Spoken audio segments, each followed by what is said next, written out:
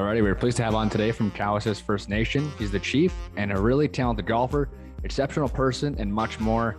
Happy to have on today Cadmus Delorme. Hello. Mr. Cadmus Delorme. How are things, man? What's new with you? What's up? What's happening in your world? It's really cold today. I went indoor golfing last night, so I got a little tease that indoor golf makes me feel like I can still hit the ball 300, so I got a little confidence. Well, that's awesome. How was it? How was the game last night? Was it all right? It was good. I humbled myself. I finally went to cavity back irons this year. I don't think I'll be hitting the blades. So just getting used to my cavity back. I love it. Okay, Cadmus, you needed to be humbled. I let my clubs do the talking, but yeah, my attitude still isn't humbled. Cadmus, I want to, first off, obviously, what's new with you? What's going on? And then I want to jump into, younger days, hobbies, and what sorts of things you're up to as a young Cadmus Delorme. Yeah, I entering my sixth year of being an elected chief of a First Nation, and never an easy task. I got 3 young kids. You could hear one in the background, so this is quiet time when you just hear one crying, and just loving life. Having 3 kids. I got a 3-year-old that likes golf, and it's got me back into it. After 2013, I just kind of got tired of practicing, not golf, practicing. And so I just stopped practicing. I would just go out and play. And, I practice. Cadmus is like, that was who I was in golf. I would practice so much. So now that my 3-year-old loves golf, it's getting me back into golf. And lastly, COVID got my wife into golf. Nice. My wife and I have been together 15 years, and through my entire pro aspiration amateur time, my wife never golfed, and COVID, she golfs now. So it's bringing the light and love back to the game for me. That's awesome. You're the one person in Saskatchewan that wants it to keep going now. I tried book tee times last summer during COVID. I tell you, there's people out there I've never seen before. And I remember pre-COVID, it was pretty easy to get some tee times. How's the course in Cowessess? It's good. Looked like you did some work. I saw some pictures on Facebook. Yeah, in 2012, so I got elected in 2016, but in 2012, there was a massive flood and it shut down the back 9, and then the front 9 was barely hanging on, and lots of work. Being a chief, I manage poverty, so the golf course is like 16th on the priority list to give money to. So the workers did amazing, and this last year we opened our back 9 again, so we're a fully functional 18-hole golf course, and it's 10 minutes from my house, so it's usually about 3-4 times a week I'm out there. Beautiful. Cadmus, I want to ask, who got you into the game of golf? Growing up, I used to go pick golf balls and sell them for, I think a quarter. And the baladas, they didn't have Pro Vs back then. The baladas were worth 75 cents. And so I'd pick enough to go buy fries and gravy. And there's this man, his name was Wallace Tapetat. He invited me to golf when I was about 11, 12. And, being 11, 12, any adult, when you do something, you get so excited. And then he showed me what a quarter a hole was. And I used to lose all my money I'd find from finding golf balls. So I'd go home, practice. And by the end of the summer, I'd come home with a little pocket full of quarters and start hustling the grandpas down there. And, that drive to win never left me after that. I can attest to that. All right, Cadmus, let's talk about your junior golf here. I heard you're quite a stud. So you made a junior team with Graham. So walk us through that experience. Yeah, it was in main prize. They took top 8. So I was actually 6th. I didn't make top 4. I was on the second team. So the bridesmaid team, I didn't make the main team, but I still got to go.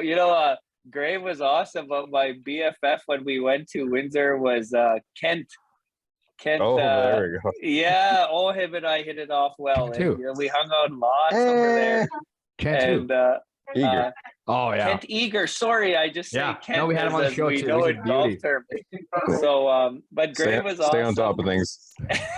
Check the game And notes, bud. we went to Windsor, beautiful golf course.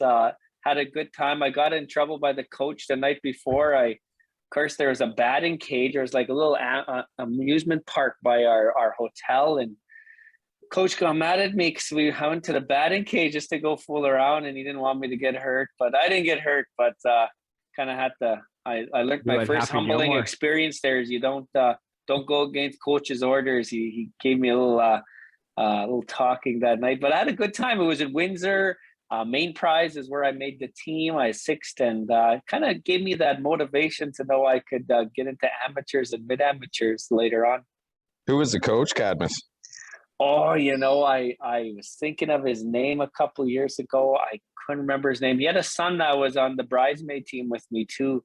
I couldn't even say the name today. I couldn't remember. Cadmus, I want to bring this up here. So, latter portion of my junior career, that's when I first met you, and you mentioned the practice Cadmus, and you would do this putting drill with those green little ball markers, and you would go around and around and around and around outside the Royal.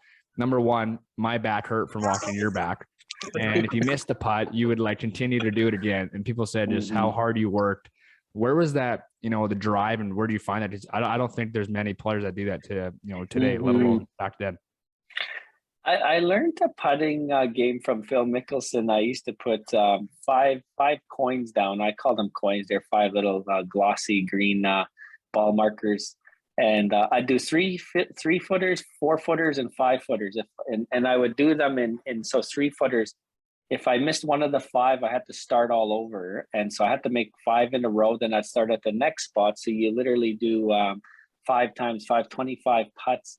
And I do 3 footers, 4 footers, and 5 footers. And I try to do it 5 times a week. I used to do it on men's night at Royal Regina. Royal Regina had one of the finest, smoothest greens to putt on. And the whole evening of men's group, I'd be on, so everybody would be passing by me, and take me about 2 hours if I was in a good mood, and 3.5 hours if I was not having a good day.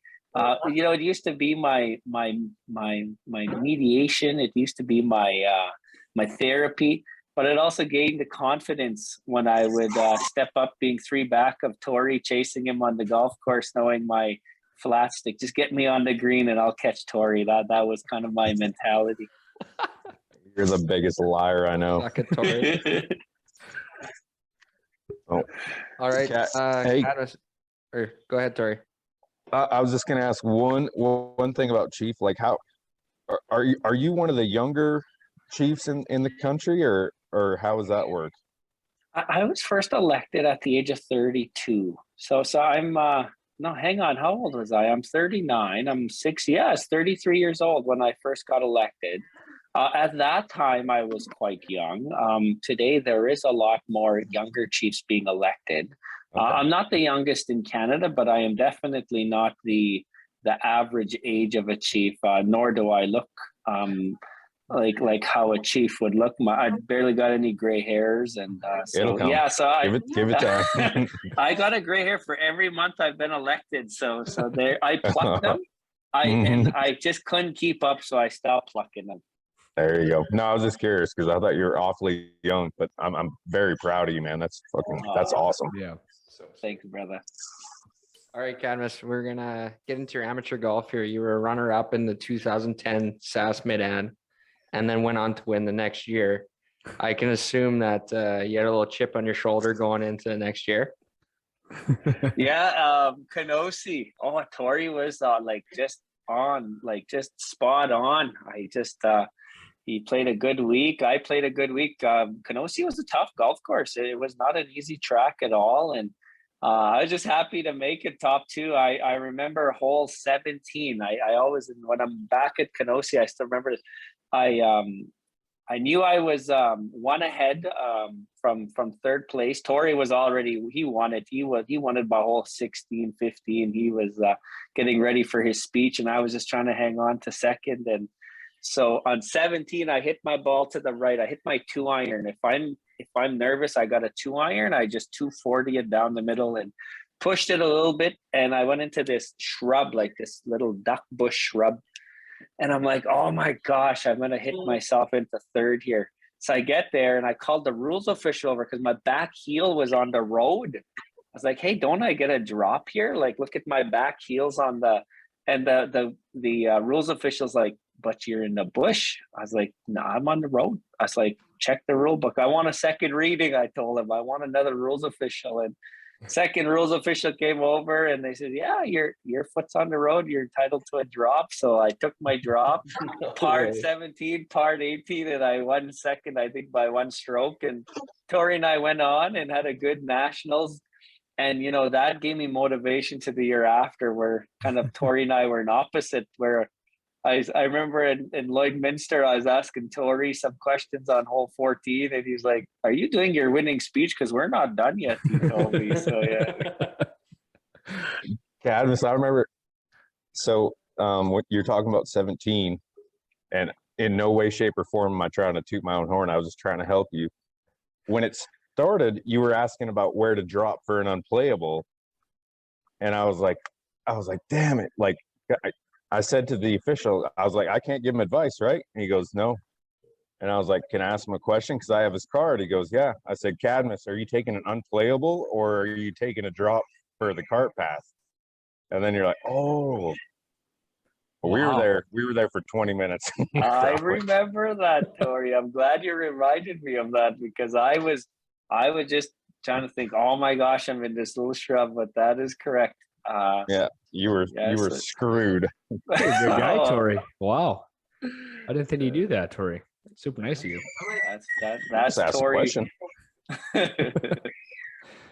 We have to go back now to the 2010, and we have to replay that last 3 holes now. Just Tori was too honest. Maybe some advice going on there. That's water under the bridge 2022. We don't go back that far. But 2011, Cadmus lapped the field. Oh, Really? Oh yeah, What'd you shoot? Do you know, Cadmus? I think we both won by like 7 or 8 or something like that. I can't remember, well, but Tori beat us by quite a bit in Cowessess. I remember that. Like, I remember by hole 12, I was focusing on second.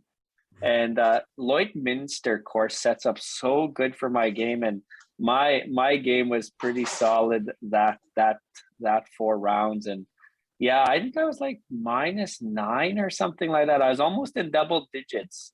Wow. And Tori was behind me. I think about -2 or 3. I was pretty hot in Lloydminster, and Tori was pretty spot on in Cowessess. I love it. Perfect. sometimes. Cadmus, Tori mentioned off the record you went on a tear from that 2010 to 2012. Walk us through where you found that success and maybe where it started. I read this book called The Golfer's Mind. I always knew my one enemy out on the course was between my ears, and I have to tell you a funny story about the mental side of things. We are golfing the Willows. I don't know if you remember this, Tori. We were golfing the Willows, and I was en route to winning. I thought I was going to win that year, and I ended up not winning. Tyler won the Willows, but the front 9 at the Willows, I shot even par in 4 days. The back 9 was tougher, but I shot 7 under in the back 9. And, I found out it's because all the big homes in the back 9, like all the big luxury homes. Growing up on Cowessess, I don't look at luxury homes. I look at just, reserve home. So I would daydream between shots, so my mind wasn't going into the gutter in the back 9. I would just literally watch homes all between shots. So then I was thinking, I got to read some mind books. Like, it's between my ears. So I read this book called The Golfer's Mind. And it's a psychology. It helps you with your mind. And I tell you, after I read that book, I changed my attitude out on the golf course. Like, it'd be like a light switch. When I would get 10 feet from my ball, I'd turn on my light switch and I would just focus on the moment. As soon as I shot, I'd turn my light switch off and I would rest my mind till I got up there. I would get cheeky with my components or my competitors. I would talk to them, we'd get serious talk. So it really, in those 2 years, I really invested in my mind. And then secondly, my body. I started doing more kettlebell. I would get more. I noticed I would get fatigued between hole 10 and 14. I'd have 2 holes normally that I'd get fatigued. I'd focus so much on my physical aspect that I would watch my competitors, and when I seen their fatigue come in, I would kick in an extra energy to try and make sure my fatigue would turn the other way. So I think ultimately I just got to know my strengths and weaknesses at that stage in my amateur golf. Wow. Wow, that's awesome. Well, because you did you play some pro golf? Like I think you went on the Canadian tour a little bit, right? You did some stints there. Yeah, That would help. It did. I golfed in every Dakota Dunes Open, minus after I stopped golfing really in 2013 for a while. I made the cut the first year. Like I did the trials, the tryout, the Monday trials, and my competitor forgot to sign my card, and so I got DQ'd. I made it, and I got DQ'd. And it was so heartbreaking. Like, No I'm like, way. oh my gosh! I like just made my first ever Canadian tour, but and when we are done, my competitor forgot to sign my card, and I was so excited I didn't even like double look at it. And so, anyways, they gave me an exemption that year, like because it was SIGA that was the main sponsor. They were allowed a sponsor, so they put me in there, and I just about made the cut the first year. I was -2, and the cut was -5. And Dakota Dunes is such a nice track. Oh yeah. And then I ended up playing it for 4 years straight. I went to Calgary for tryouts when they had that in this Canadian Tour in Calgary. Right. I was 1 under after 9, but hole 12, I lost the ball and I hit a bad shot. I triple bogeyed it, and I just couldn't recover after that. And so I ended up shooting like +3, and I think the top was like -4 or something like that. So it was really nice. It built my confidence. July was always my month, because the first week in July was the Canadian Open at the Dunes, so it would set my tone for the month.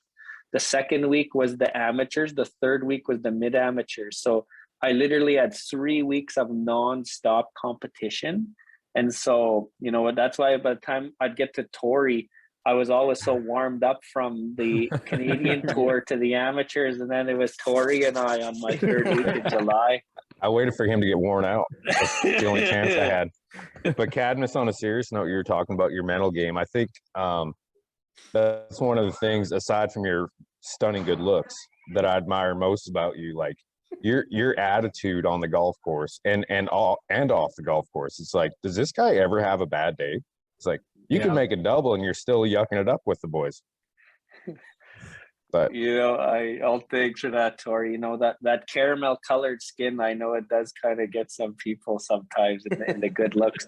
The at the end of the day, it's your attitude that's what you can control. And I had my moments. I'd be in the bush just getting mad at every tree in my way there and calling them names, but I would go do that when no one would hear me, so I was human. But at the end of the day, I got my energy in getting to know my golf buddies, helping them as Tori helped me in a time of moment to help me get to a mid-amateur national.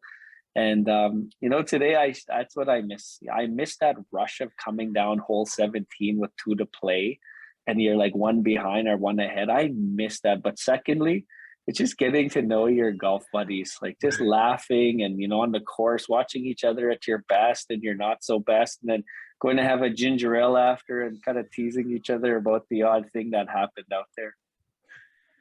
well, that's the best part of it, man. Yeah, I got to experience that. I was caddying for Drew this summer, and it's such a tight knit group. I made buddies just by, I was carrying the bag and I was just yucking it up with the guys who were playing and just seeing how their rounds were going too. And I made some good buddies this summer, so it's pretty cool. Nice. Speaking of buddies, yeah. Speaking of buddies, Greg Swenson, we're going to talk about your the win at the Lobstick. Walk us through that. Oh, it was such a beautiful Saturday morning. Such a beauty. So Lloyd Goodwill is a good friend of mine, and so I kind of consider Lloyd my caddy. But Lloyd, I wouldn't let him carry my bag because in the Indigenous ideology, you don't you don't ask your elders or your ones older than you do something. So Lloyd would wear the caddy bib, but I'd carry my own bag. We'd probably look funny out there because he's walking beside me when I'm carrying my own bag. But I needed Lloyd with me that day. But Greg missed a putt on the first hole to par, and I was one up. And I was like, oh, okay. I was like, I kind of lucked out there, got a little momentum. And then I ended up going 3 up after 3. And I was nervous. And I'm like, oh, this guy must be nervous too. And I kept it steady. I kept it steady to about hole 13. I remember on hole 14, my second shot, I sculled it. It was an uphill hole, and I sculled it over the green. So I was over the green. I was on a downhill lie, and I always practiced this real funky Phil Mickelson flop. It's like a ridiculous, impossible flop. And I told Lloyd, I'm going to flop this. I said, because the pin was literally right, it was all downhill. He's like, well, what do you got to lose? He told me, what do you got to lose? I was like, a hole. I said, let's try it. So I did this ridiculous flop, and it worked out so perfect, and it was so lucky. And I parred the hole, and I was telling Lloyd, oh, I can't stop. I was like, I just can't stop. He beat me the next hole. And then I beat him hole 15, that little par 4, and then 16, that par 3. I was 2 up, and I told Lloyd, I'm just going to finish him. I told Lloyd on the tee box, I'm just going to finish him. And Lloyd said, about time, he told me. That's kind of catty Lloyd was. He's always my mental game. And I remember Sweater, I hope you're not listening, buddy. I hit my 8-iron, and I'll never forget this. I hit my 8-iron, and as soon as I hit it, I was just looking. I was like, oh my gosh, that's so close. I was telling myself, and you can't see the green on 16 at that Waskasku. Yeah. So we walk up there. I was about 10 feet past the hole, and I just knew I needed a birdie to end it. And so I made my birdie putt, and I remember putting my hands in the air. There's a picture. I still have it on my computer. I got it today. I found it. And it's one of my favorite pictures because I was looking at Lloyd just smiling, and I was like, oh my gosh, you just won the lobstick. I love that story. I'll for sure tell Greg to listen to this podcast. So not that I'm tooting my own hole, but my own horn. But that week, I won the Open, I won the Gross, and I won the match play. Stay hot. That week at the lobstick. Not a bad week. Stay hot. It was Diego. And so now that I'm might as well put icing on my own cake here. I got a hole in one on hole 2 during a match play too. So I was on fire that week at Waskassu. That is one of the toughest greens in Saskatchewan too. How didn't you lead off the hole in one? That was the last thing you said. Oh, and it had a hole in one. Yeah. I downhill. It was so quiet. Downhill. I think I hit my attack wedge. It was 121 yards. Landed 5 feet past the hole, sucked it back, hit the pin, and went in. It was so loud we could hear it from the I put up my everything at that course. I put up my hands, and people were clapping, and Lloyd come over and he gave me a little body check to get me out of my spot there, and we were laughing. Dude, that might be the most peaceful hole in the province. When you play it at 5:30 in the morning, if you got an early tee time or something, it's just dead quiet. You can see the elk in the background and stuff. It's awesome. It's so quiet. God, there. You can hear everything. Yeah, I miss that course. Cadmus, I want to bring up now some guys that we've had on the show, a bunch of beauties, and also just some good golf guys have wrote questions in. Thanks to Tori, by the way. First off, though, sponsor of the pod, Molson. Dave Stewart asks, walk us through your yoga routine and the long distance phone bill at Nationals. Oh, I can't believe this is coming up.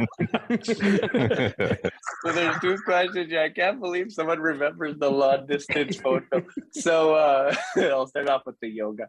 I still do. I'm very I do yoga every day. I just think it just centers you. At first when I did it, I started about 2009, and I gained about 30 yards in my golf swing. Wow. And I hurt my ankle when I was a young teenager, just being a young teenager. And every summer I would step on it sideways, usually looking for Tori's ball in the bush. You'd have us up on the hill somewhere.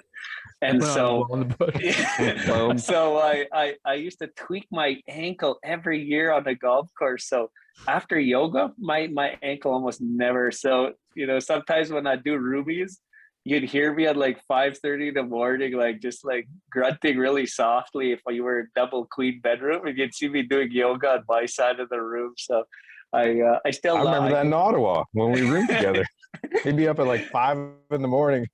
I'd look over and he's doing all this stuff, and it's like, I'm going back to bed, man. I always had a routine when I woke up. And so the phone bill, I'm feeling shy now that this has come up. So I'm this guy right off the res at the age of 16, like 16 years old. And this is when they had collect calls and stuff like that. And I was in Windsor and I was so bored and so like, I didn't know what to do. I was sitting in a hotel room. So I had this best buddy back home. Her name was Janine, and like her and I just loved talking on the phone back home.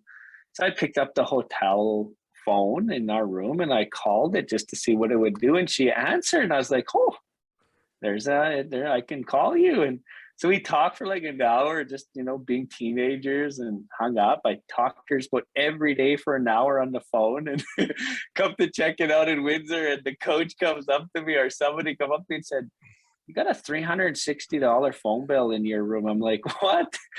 It's like, "You mean I had to pay for that?" I was like, so it was a humbling experience at the age of 16 when you're not used to realizing long distance calls cost. So my parents bailed me out as they normally did, and wired me some money and paid my phone bill. It was all good after that.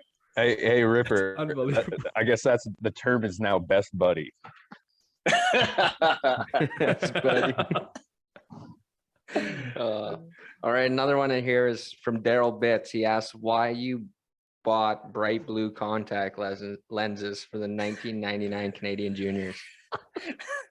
Where are these truths coming from? Oh my gosh, I love it. So I always just adored Tori's eyes. I just just those nice colored eyes. And so You're out of control right now. Yeah, so I don't know if the question's coming up, but I wonder if any of them ever told you what color my hair was when we went to Windsor. I had the Eminem look, so I dyed my hair blonde, and it was right around my graduation time too. So I had my blonde hair, and when I was down there, I had a couple of friends back home in school that would color their eyes. They'd get little cat eye contacts and stuff like that, and I had a couple $100 the last day we were there, and I was like, I should go check out the mall in Windsor. I didn't make the final day that tournament, so I went to the mall right before we were about to fly back, and went into this contact store, and they were selling them. I was like, oh, blue contacts? Tried them on, and I tried Hosel, tried the blue ones. I was like, yeah, I'll buy the blue ones. And I put them on. I showed all the guys. I was like, look at my eyes. I got blue eyes. I was telling them. So yeah, I come home. Lasted a week, and I think I gave just about every box out. I think I bought 4 boxes. I gave them all out to my friends. So kind of how we were back in 16. You just share things like that. Today it was so gross. I would never share anything like that with people. Are you still crushing green tea?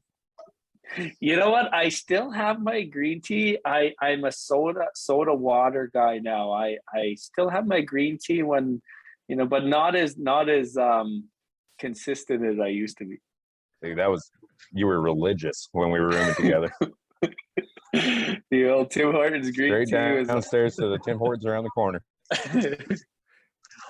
Cadmus, Brad Phelps, good friend of the show. What a weapon that guy is.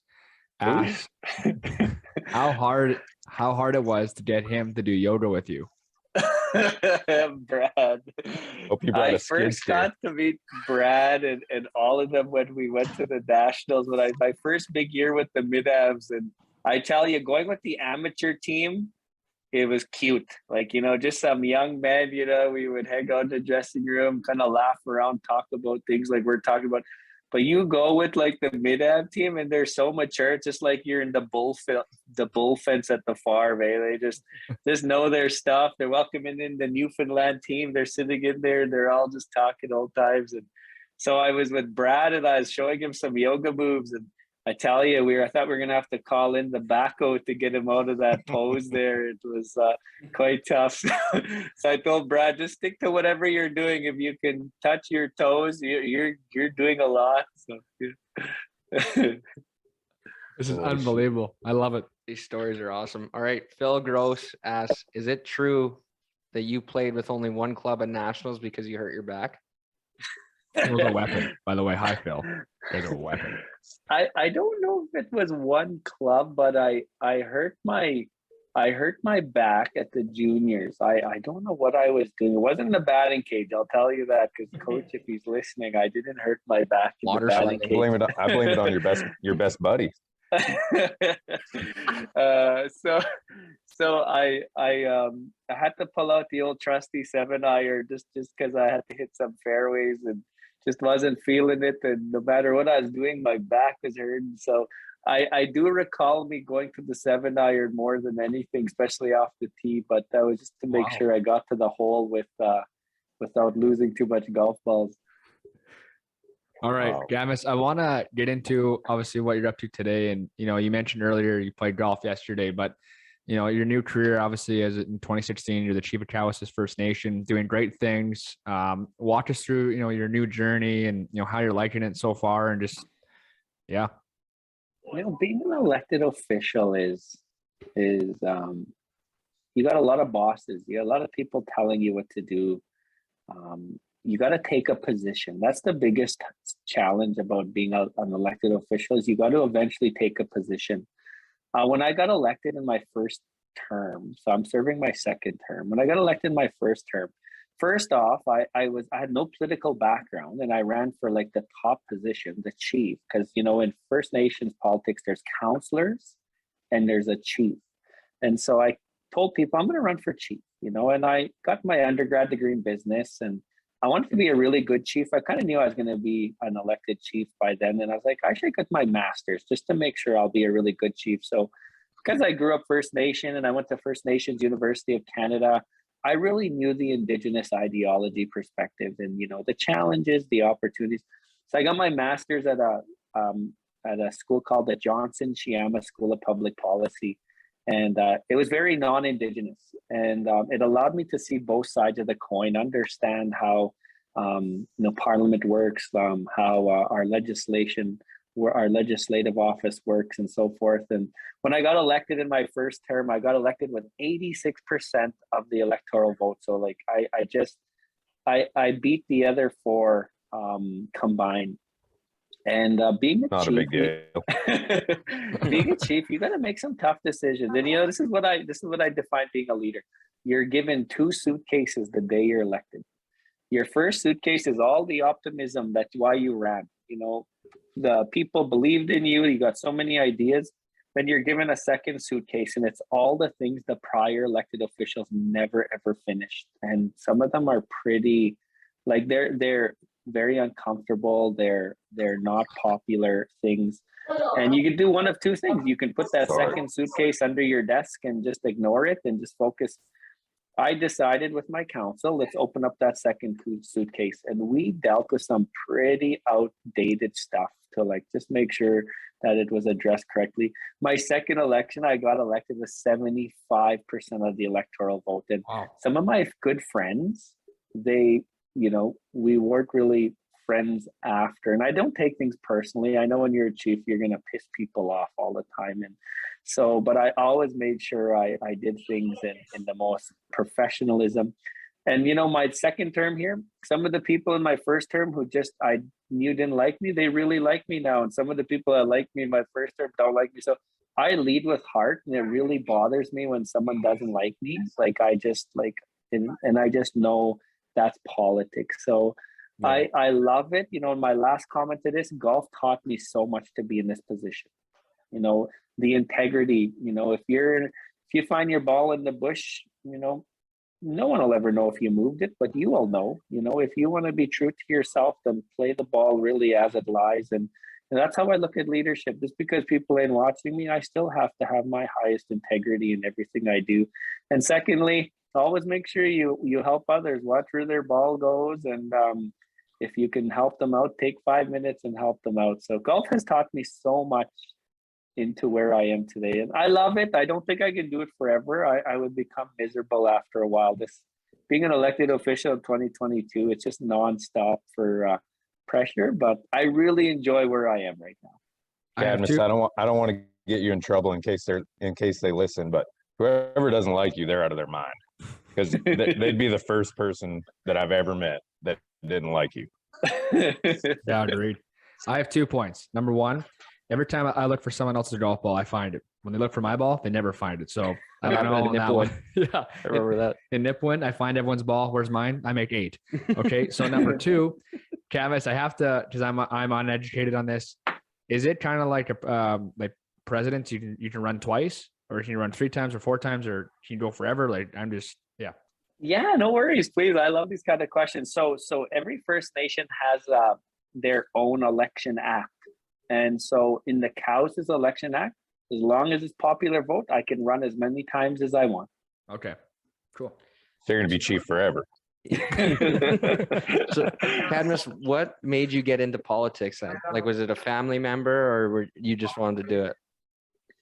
I always remember, and I was a member at the Royal Regina when this happened. I told my wife in 2012, it was 2012, 2013. I told her, okay, I hit my peak.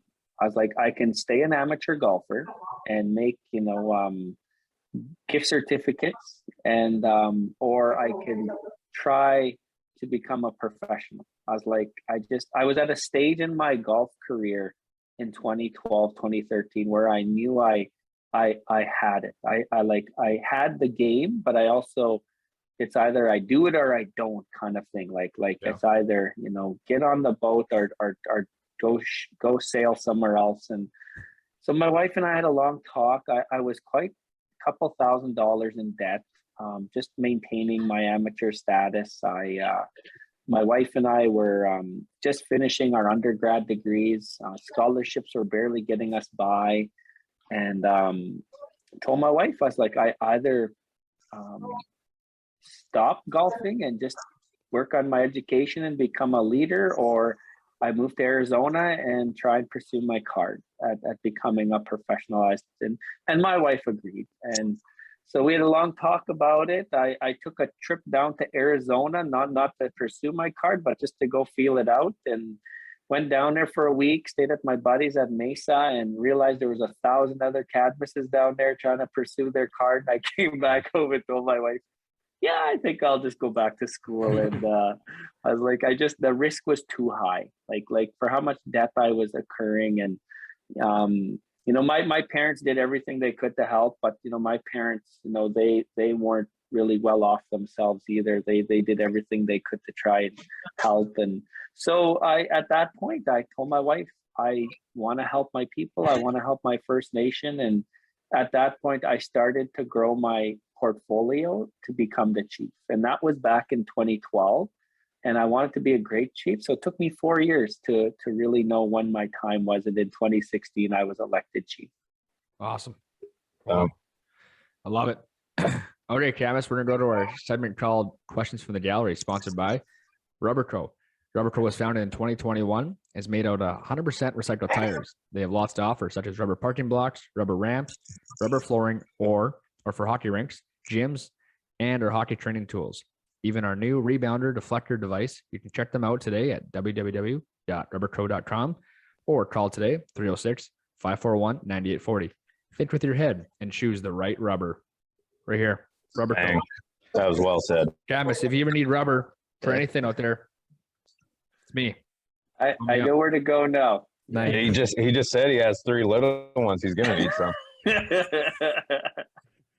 What's rubber? Yeah. Ask your best buddy. Hey, Drew, I love how we're going to questions from the gallery, and you asked 3 questions already from the gallery. No. Those were right into the mix. I love those ones. Oh, Those okay. threw everyone off guard. I loved it. That was the rumor mill. Yeah, rumor mill. We had to get the truth or non-truth. Oh, hey, Rumor Mill Rip has a nice ring to it. That's funny you bring that up. I am called the rumor mill on my team. Boom. Mill. Yeah. Okay, you guys ask a question here, by all means. Turner or Tori. All right, Caddy, what's your favorite course in the province? Oh, that's a good question. Jeez. I've been asked this question a few times. Elkridge. Overrated. I'm kidding. I'm kidding, Ryan. My favorite course where I would drive out of my way to go and play it is Cook Municipal in Prince Albert. Man, And the weirdest feeling you were going to say that too. And the reason being is, like, you're on hole 1 and you're like, okay, whoever planted that tree there 90 years ago on the left side, like, you were so strategic. Like, why would you put a tree there? Like, and it just perfectly always when I hit my little draw there. It sets up well. I like the layout, has a good driving range, has a nice practice green. And I always say growing up on Last Oak is always going to be my bias, is my favorite course. But to drive somewhere to go play a course, I would drive all the way to PA to go play Cook. Cadmus, the real reason is that's where we first met. It holds a special place in your heart. That's true. Yeah. You, me, and Cobes. Yep. I'm not gonna lie. When you said that, I'm like, oh, he's coming back this year to play the men's mid-am. You know what? I have it in my calendar. I do. Rumor mill. Billy Madison. Now you're all in big trouble. Yeah. I ain't coming. I said I might come. I'm not coming anymore. I'm out. I'm out now. I'm just in a caddy for Cadmus. Perfect. I'm in. I'm just in a caddy and we'll live pod the whole time. We're done. I'm retiring for golf today. That's it. Wow, it's on his calendar. That scares the hell out of me. Yeah. Okay. That's dangerous. Heard it here first, folks. Cadmus, lowest score, tournament and non-tournament. Yeah. I have the course record in White Bear. Oh. It was the club championship in 2000, and I was still a card dealer at the time at the Bear Club. 2003, I shot 7 under par in 18 holes in White Bear, and I'll never forget the round. I can still play most of it in my head when I go through it. So I would say that was probably one of my magic moments. The year at the Canadian Tour event at the Dunes, when I was under par, I was very proud of my play because I was so nervous, and those pros I was golfing against, they were 20, 30 yards past me average on the tee, but I'd always come back with my 3 and 4 iron and be by the pin with them. And like, I was so impressed with myself and how I was maintaining. And then lastly, I always remember when Tori and I went to Royal Ottawa in our national event, and I come in 8th that year. I don't know if anybody in Team Saskatchewan ever went as low as 8th. I haven't kept up in the last 5-6 years, but I come in 8th, and I always give credit to my last round. I went birdie, birdie, birdie the last 3 holes to go from like 14th to 8th, and so I always. I think just to share those 3 rounds, those ones stick in my mind as I still remember how play goes. And then of course Waskesiu, when I beat Mr. Swanson and won the Waskesiu, I can play every shot in that round still today in my mind. Greg is taking a beat in this spot. Yeah. You just punch in the air. Bend over and bite the pillow, Swinner. Greg, I'm coming to PA this summer. Yeah. Damn. Gonna bend him over on his own home course. It's aggressive. Rubber Co. Say as many times as you can in this pod. I love it. Oh my goodness. All right, Cadmus, you mentioned your hole-in-one in Waskesiu. Yep. How much do you have any other hole-in-ones? I got 3 hole-in-ones. 2 of them were just on fun rounds, and then one of them was at the Waskesiu. So 2 of them were at Last Oak. One was on hole 16, one was on hole 5, and then at Waskesiu on hole number 2. Love it. All right. Here's one. This is the greatest nickname of all time. Cadmus, Who caddied for you at Cowessess in 2010? It starts with a D. Tori, you're testing my mind here. Duck Soup. Duck Soup. That's correct. Duck Soup caddied for me. Oh my gosh, I feel so bad. Duck Soup. You know what? And I paid him. I paid him $0 for it. I feel like I'm discrediting the man for. So yeah, Duck Soup caddied for me in Cowessess. So That is an here's all-time here's a nickname. Duck Soup answer too. So Duck Soup got hurt one time. He was at the General Hospital way before COVID. So I'm standing at the front desk and they're like, "Who you here to see?" And I'm like, "I don't know his real name. I just know him as Duck Soup." So I sat in the lobby for like 10 minutes thinking of his real name. Finally, I got it. So I got up to his room. I was like, "I didn't even know your real name sitting downstairs." Oh my goodness. That is classic. Cadmus, ultimate foursome. Oh. Whew. Well, Tori for sure. Tyler, Oh, I gotta my have goodness. Tyler there. Tyler is always so confident and so calm out there. Tyler when Wright or Steve Tyler kicked the shit Frank? out of him again. Oh, Tyler Frank. Sorry, Tyler Frank. Yeah.